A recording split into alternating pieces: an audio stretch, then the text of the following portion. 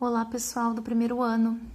Então, assim, hoje eu vou preparar um vídeo comentando de maneira geral os conteúdos que vão cair na avaliação 2, tá? Na aula 9, eu mandei exercícios de revisão. Na aula 10, vocês vão ver aqui todo um comentário geral sobre os conteúdos, tá? E também nós teremos, depois eu vou apresentar aqui no fim, um dia para nossa aula ao vivo de dúvidas, certo? Então, qual será o primeiro conteúdo que vai cair, tá? Vai ser função. Nós vamos iniciar em função nas páginas 34 a 37 tem o conceito, tá? Bom, a gente sabe que uma função é y igual a uma f de x, certo? Vai ser dada uma função. Que y é função de x. Lembra? X, variável independente. Y, variável dependente. Tá? Recapitulando, o que é a função? Todo elemento de A chega em um único elemento de B. Não pode sobrar elementos em A, mas pode sobrar em B. Então, isso é função. Recapitulando aqui também, todo elemento de A chegou em um único de B? Não, esse elemento de A chegou em dois distintos de B. Nesse caso, não é função, tá? E nesse caso, não foi todo, porque o 4 não foi, então também não é função. Domínio, contradomínio e conjunto imagem, tá? Recapitulando aqui, através do exemplo. O conjunto de entrada, que a gente diz, ou o primeiro conjunto, que nesse caso é o conjunto A, é chamado de domínio, tá? O segundo conjunto é chamado de contradomínio.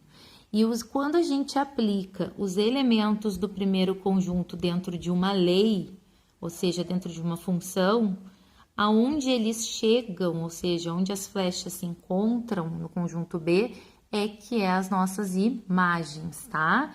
Aqui é um exemplo de uma lei de formação, mas existem inúmeras leis de formações, vai depender do exercício, tá? Então, um exemplo aqui, Nós temos aqui dois conjuntos, o conjunto A, que é o conjunto dos domínios, o conjunto B, que é o conjunto do contradomínio. E aqui nós temos função de A em B, tá? Como que eu sei essas imagens aqui, Através de uma lei. O zero é aplicado no x de uma lei de formação, ao qual a gente encontra zero, e assim sucessivamente. Olha aqui o exemplo. Uma lei x meios, tá? Se eu aplicar o zero aqui, vai dar zero. Se eu botar o 2, que é o outro elemento do conjunto A, que é o do domínio, tá? Porque nesse valor de x da lei, a gente bota os elementos do domínio, Se eu colocar o 2, vai dar 1, o 4 vai dar 2, o 6 vai dar 3 e o 8 vai dar 4. Ou seja, no momento que eu coloco os x, os valores de domínio no x, eu encontro as minhas imagens da função. Tá, pessoal? Isso vocês precisam saber com clareza o que é domínio, contradomínio e imagem. Contradomínio, usualmente, a gente vai acabar não falando mais no decorrer, mas no caso, o domínio, a imagem, sim. O domínio, para vocês saberem de onde vocês vão retirar valores para x, e a imagem, que seria os valores depois que passam pela lei de formação, tá? Então, a gente pega os valores de x, joga na lei, e os valores obtidos são as nossas imagens. Certo, pessoal? Agora, aqui, tem um exercício que é quando a gente vai verificar, né? No caso, determinar o conjunto do domínio de uma função, tá? É dada uma função aqui. Não é porque essa função é dada que qualquer valor seja possível para o domínio, tá? Neste caso, quando não tem nenhuma particularidade, nesse caso o domínio vai ser todos os reais. Mas quando que o domínio não vai ser todos os reais? Quando aparecer raiz quadrada e quando aparecer valores no denominador, tá? Por quê? Porque raiz quadrada só pode ser de valores, aqui dentro só pode ter valores positivos. E como é que a gente fala valores positivos? A gente diz que é maior ou igual a 0, tá? Então, sempre que tiver uma raiz e essa raiz for no numerador, ó, aqui não tem denominador, então só no numerador, a gente vai colocar isso aqui, maior ou igual a 0. Aí, a gente copia o que está dentro da raiz e resolve, ó, vai isolando o x até chegar em x maior que 4. Então, o domínio vai ser os maiores iguais a 4, ó, de 4 a mais infinito. Nesse caso, tem uma raiz quadrada, mas ela está no denominador. Então, além de ser valor positivo, não pode ser 0. Imagina se dá 0 aqui, raiz de 0 vai dar 0. 1 sobre 0 existe? Não. Então, como não existe 0 no denominador, então aqui eu não vou poder botar o igual. Então, vai ficar só maior que 0, certo? Então, assim, quando a raiz for no numerador, é maior ou igual a 0, quadrada, tá? Quando a raiz for no denominador, é só maior que 0.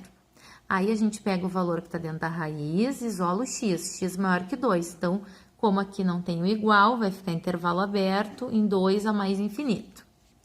Agora, aqui, ó, um exemplo de raiz cúbica. Bom, é diferente, por quê? Porque raiz cúbica pode 0. Então, aqui dentro dessa raiz, pode valores positivos e pode valores negativos e pode o 0 também.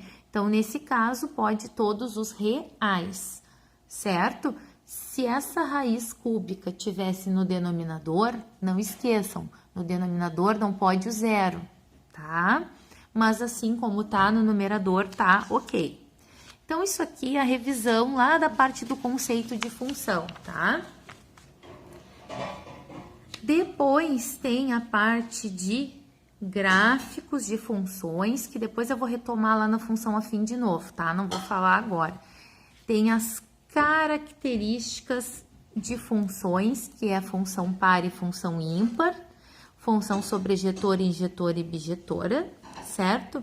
E agora eu vou mostrar um exemplo disso para vocês, tá? Pra gente ver como que a gente faz.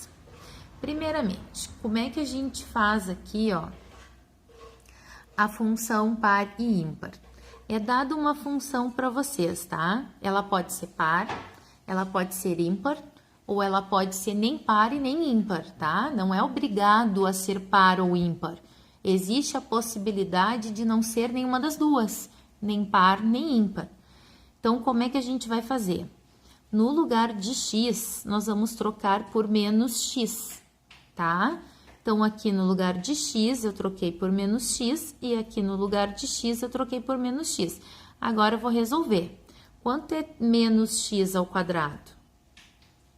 Vai ficar 3 vezes x quadrado mais 5, porque menos x ao quadrado é x, ou menos fica positivo, por causa do quadrado. Então, o que que aconteceu? Quando eu resolvi isso aqui, eu voltei para a minha função original. Quando eu volto para a minha função original, eu tenho que a função é par. Sempre assim. Se eu trocar o x por menos x e resolver e voltar para a função original, a função é par. Se eu voltar para a função original, porém com o sinal contrário, aí ele é ímpar, tá? Nesse caso, para ela ser ímpar, teria que ser eu teria que encontrar aqui menos 3x quadrado e menos 5. Tem que trocar o sinal dos dois, tá? E para ela ser nem par nem ímpar, teria que ser um negativo e um positivo, porque daí ela seria nem par e nem ímpar, tá? Outro exemplo aqui. Troquei por menos x, aqui por menos x e aqui por menos x. Vou resolver. 4 vezes menos x, menos 4x. Aqui a gente sabe que fica o quadrado, fica positivo, né? E esse menos a gente pode colocar aqui na frente, representando toda a função, tá? Então, ele é toda a função negativo aqui, ó. Então, dá. Porque esse negativo, ele tá, no caso, toda a função. Tá pegando toda a função, tá? Então, ficou menos a f de x. Nesse caso, a gente diz que a função é ímpar, tá, pessoal? Um exercício que sempre cai, que é importante que vocês têm que saber, é eu dar um gráfico para vocês e vocês me dizerem qual é o domínio e a imagem. Isso é fundamental, tá? Isso pode ser questão de avaliação.